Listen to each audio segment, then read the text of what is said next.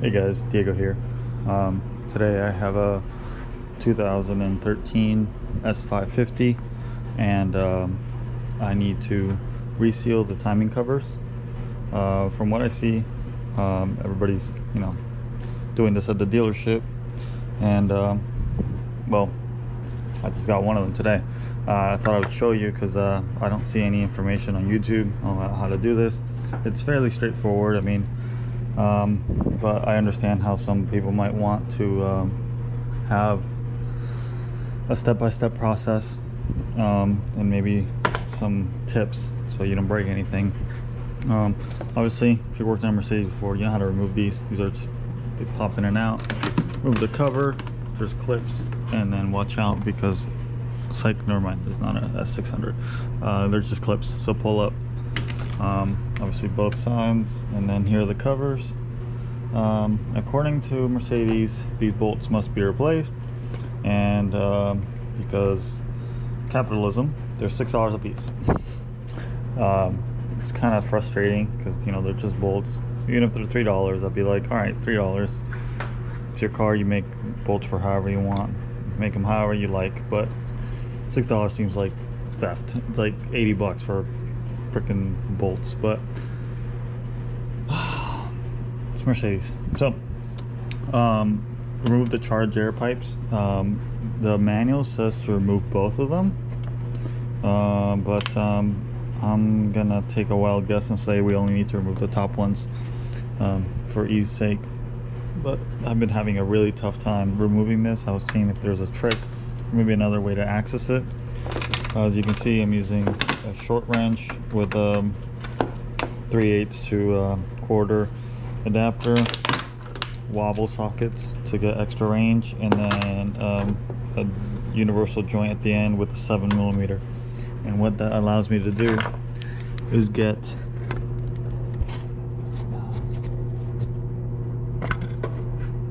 that clamp there down there. It's supposedly already loose, but it won't move. It also says to remove this bolt right here, which holds this in place, but in addition to that, it says to remove the air intake. So this seems pretty easily, like every other S550 I've worked on. Just right on top. Ooh, a little dirty in there. And then just looks like either airflow meter or intake temp. Not sure yet. So just pop that back. Now to click it. Bada bing, bada boom. Removed.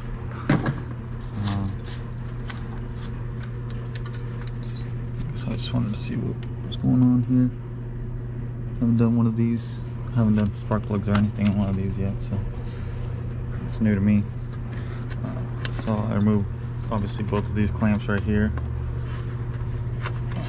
Remove this one so we don't have to remove that.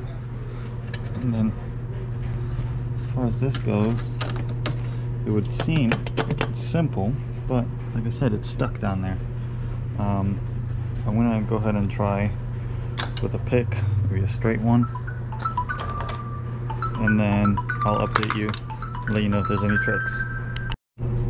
Okay, I'm gonna do something that I probably should not do, but I'm gonna try because I think it might actually be how you remove them.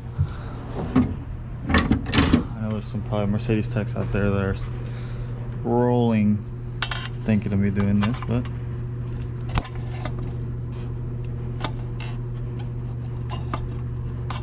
careful with that line.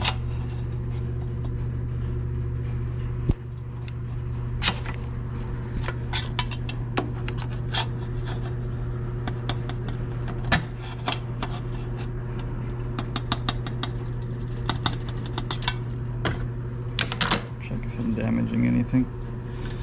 Doesn't seem like it, but I'm still pretty scared. I don't want to imagine what one of these pipes cost.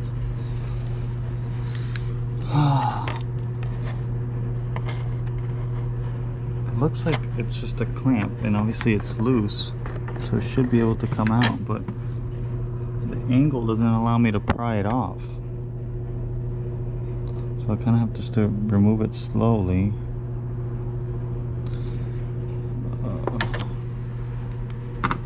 Let me see where my tripod.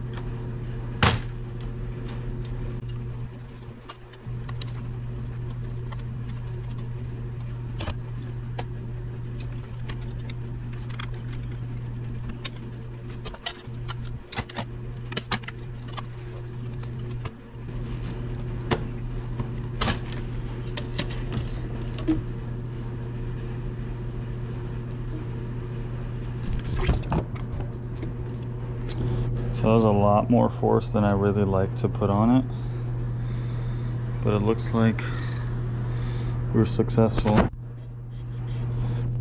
really fun. But anyways, let's move on. So I guess I'll eat my words about not having to remove the second pipe off, but luckily it looks like it's fairly easy to remove. Looks like another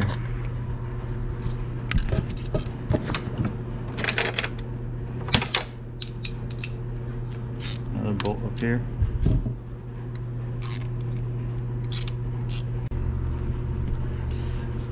The clamp right here, the clamp right here, and then the bolt. You're probably going to be stuck, so you're going to have to pry the rubber hose a little bit.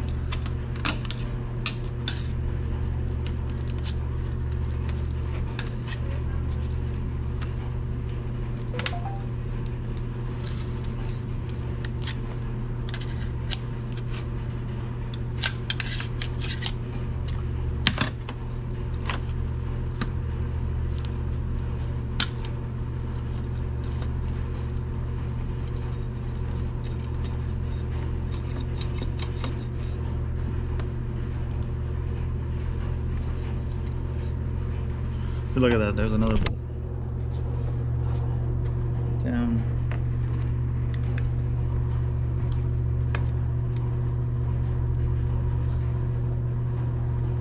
There.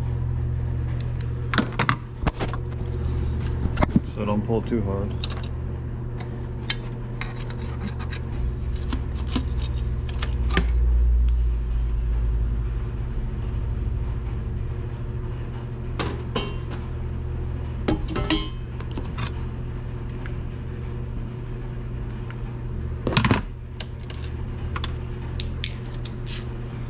So it looks like this coolant line needs to be removed now, or at least tucked out of the way.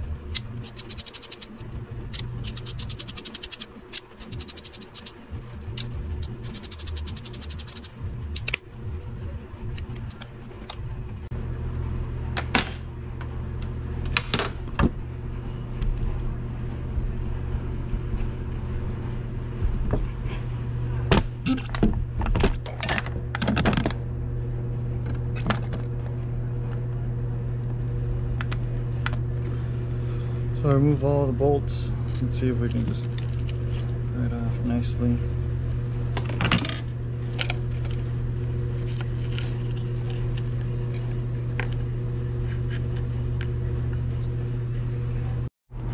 Okay, so I got it all cleaned up.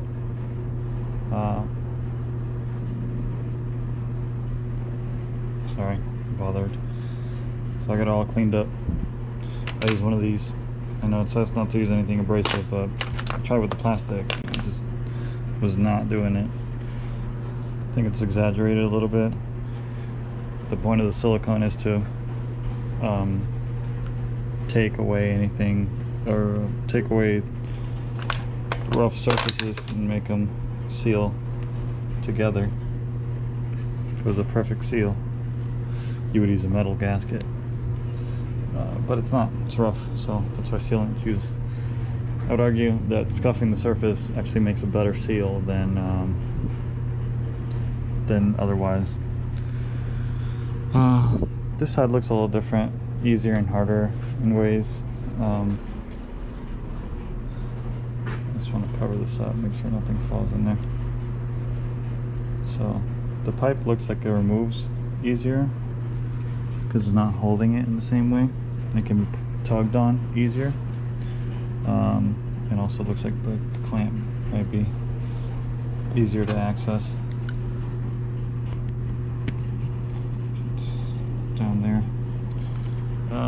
Anyways, bam, bam, bam. Take out the air filter, take out the upper charge pipe, take out the filter, and I hope I don't have to remove this pipe because it looks very in the way. But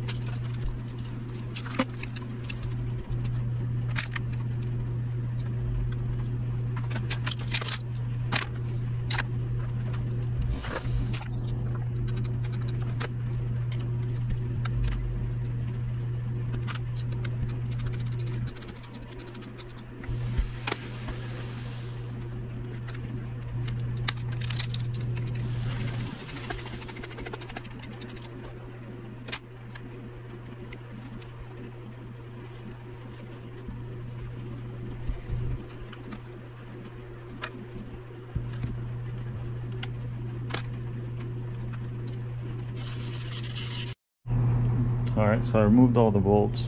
I could use a 8mm for the bottom one, this one and this one, because you couldn't get it with this. I mean, manual really does say to remove the oil filter housing, but I can't. I don't have access to the part right now. I did see somewhere on the forum, one MB Tech said that you don't have to remove half of the things the manual says, so I'm hoping one of those half things is the filter housing. The other side was pretty easy, but this side is being more of a pain than I thought it would be. So let's see if we can.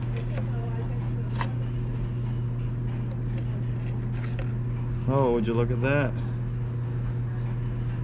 So maybe you don't have to remove the oil filter housing after all. I don't know how I'm going to clean it just yet, but getting it out is certainly a win. So I'm gonna clean it up and I'll get you back. Okay, so here the customer came back and I was on a time crunch to get it all back together because the parts from the dealer were late. But basically I cleaned it up just as I did the other side with the brush and a little bit of brake clean to loosen it up. It's really loose. I mean, it doesn't require much to take out.